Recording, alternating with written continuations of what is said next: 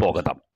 ഇന്ന് നെൽവയൽ തണ്ണീർത്തട സംരക്ഷണ നിയമവുമായി ബന്ധപ്പെട്ട് ഒരു പ്രധാനപ്പെട്ട എപ്പിസോഡാണ് പങ്കുവെക്കുന്നത്.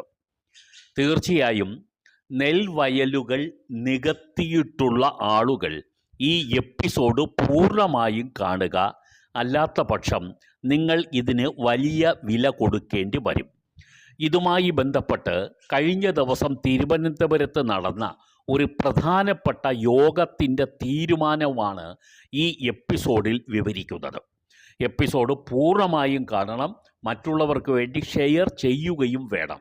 കാരണം ഈ തീരുമാനം മറ്റ് പലർക്കും വളരെ ഗൗരവമായി ബാധിക്കുന്ന ഒരു വിഷയവുമാണ്. റവന്യൂ വകുപ്പ് മന്ത്രി ശ്രീ കെ രാജനും റവന്യൂ സർവേ വിഭാഗത്തിലെ ഉന്നത ഉദ്യോഗസ്ഥരും പങ്കെടുത്ത റവന്യൂ